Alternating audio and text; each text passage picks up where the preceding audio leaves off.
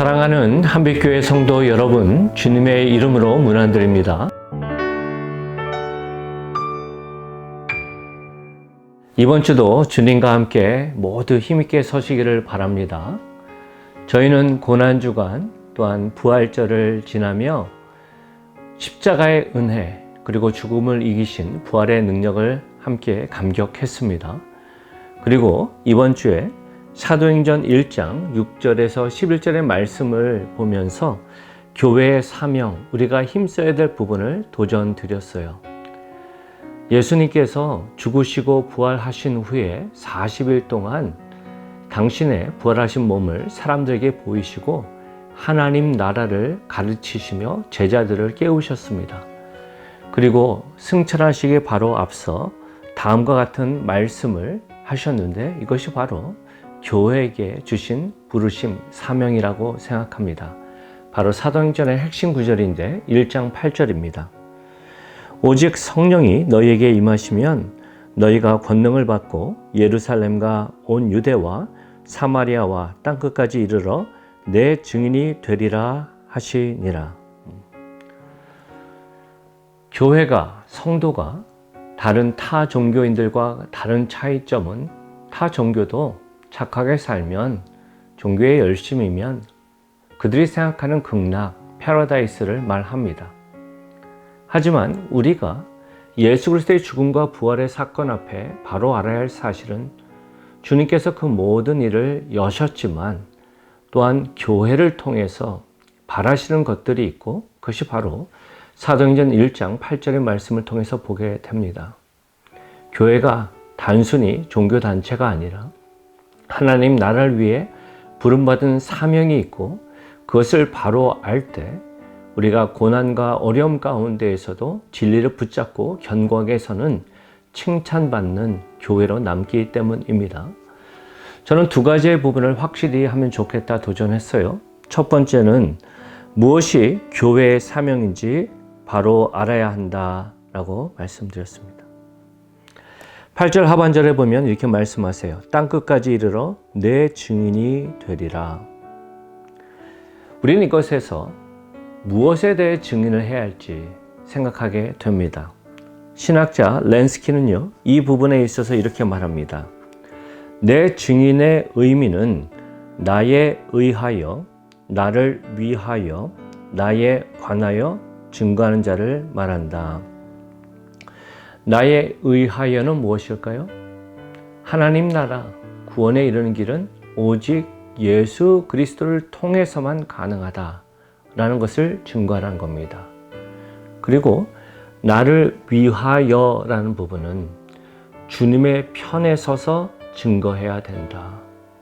예수님이 이 땅에 오셔서 또한 승천하시고 나서도 끊임없이 예수를 폄하하려는 여러 많은 소리들이 있는데 우리가 예수님의 편에서 그것을 증거하는 것이 중요하다는 것이죠. 세 번째는 나에 관하여. 예수님은 완전한 하나님이십니다. 그리고 온전하신 사람이십니다. 그리고 유월절 어린 양으로서 우리의 모든 죄를 대속하셨습니다. 세상도 예수님을 성인으로 인정합니다. 하지만 그들은 예수님을 하나님으로 인정하지는 않습니다. 우리가 그 부분을 바로 알고 증거하는 것이 중요하다는 겁니다. 두 번째는요, 증인으로서의 태도가 무엇인가 라는 거예요. 여기서 증인이라는 마르티스라는 이 단어는요, 영어의 순교자라는 단어가 여기서 나왔습니다. 저와 여러분이 기억해야 할 사실은 복음을 전하고 증거하는 것은 몇몇 열심 있는 성도, 부르심받은 몇몇 사람에게가 아니라 예수를 구주로 영접한 모두에게 허락하신 사명이고 우리가 시리어스하게 삶의 순간순간에 그분을 증거하고 때론 그로 인해서 오해받고 어려움을 당하고 때론 자존심이 상하는 모습이 있다 할지라도 이것은 우리가 반드시 해야 되는 것임을 기억하며 나아가는 것이 필요함을 도전드렸습니다. 꼭 그 부분을 바로 기억하고 나가면 좋겠습니다.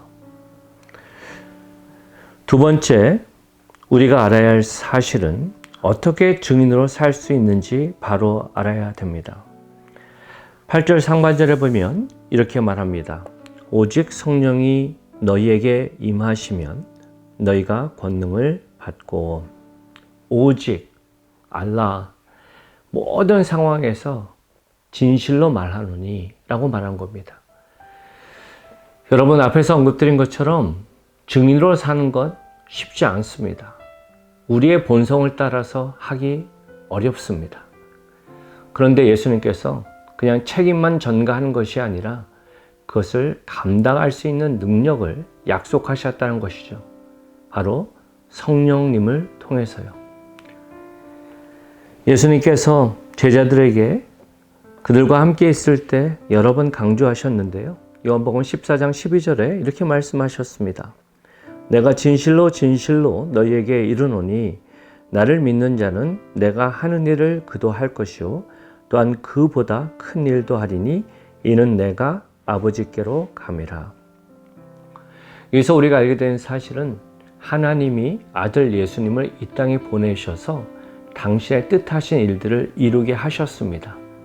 그리고 그 인간이 할 수 없는 것을 당신께서 대신 하심을 통해서 그 길을 여셨고, 이제 그 부르심의 사명이 주님을 구주로 모신 제자, 교회들에게 주어졌고 성령이 그것을 능히 감당케 하신다는 약속입니다. 요한복음 14장 26절에서 27절 보면 이렇게 말합니다. 보혜사 곧 아버지께서 내 이름으로 보내실 성령, 그가 너희에게 모든 것을 가르치고 내가 너희에게 말한 모든 것을 생각나게 하리라. 평안을 너희에게 끼치노니 곧 나의 평안을 너희에게 주노라. 내가 너희에게 주는 것은 세상이 주는 것과 같지 아니하니라. 너희는 마음에 근심하지도 말고 두려워하지도 말라.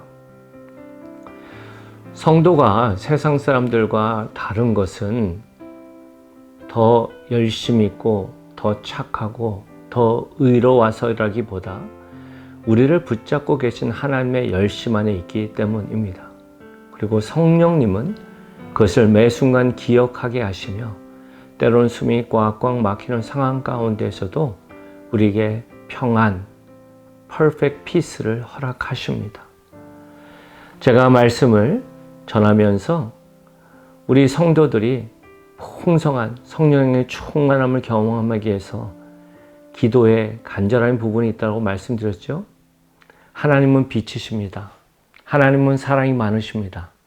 그런데 그 풍성한 사랑을 경험하기 위해서 우리가 보다 순결하고 빛 가운데 거하는 모습이 필요하고, 그것은 철저한 회개를 통해서 가능하다 도전드렸습니다. 저는 우리 성도 한 분 한 분이 그 맛을 아셨으면 좋겠습니다. 내 열심으로, 내 의지로 하는 신앙을 넘어서 하나님의 열심 안에서 누리는 참된 평강, 그 펠로우십을 경험할 때 신앙이 참 즐겁고 소망이 됩니다. 그러기 위해서 더욱더 순결하게 주님 앞에 무릎 꿇고 깨끗한 모습으로 예수 그리스도의 보혈의 피를 의지해서 회개하는 열심이 필요하다는 것, 여러분들 꼭 경험하면 좋겠고요. 그 다음에 부르심을 사모하면 좋겠다 도전했습니다. 우리 각자의 모양은 다릅니다. 모두가 다 똑같을 필요는 없습니다. 모두가 다 목사, 선교사, 전도사 그렇지 않을 수 있습니다. 하지만 각자의 자리에서 부르신 사명이 너무나도 귀하고 그것이 하나님 나라의 영광이 됨을 기억하면서 성령의 충만함으로 또 여러분의 은사와 여러분의 여러 열심에 대한 부분들을 하나님의 나라와 영광을 위해 증인으로 서는 그런 힘 있는 삶 사시기를 높으신 예수님의 이름으로 축원드립니다. 함께 기도하시겠습니다. 참 좋으신 아버지 하나님 감사합니다. 우리를 너무나도 사랑하셔서 독생자 예수를 허락하시고 그 죽으심과 부활의 사건 앞에 우리의 죄를 씻어주시고 주님 앞에 담대히 나아갈 수 있는 아들, 딸, 교회 되게 하심을 감사합니다.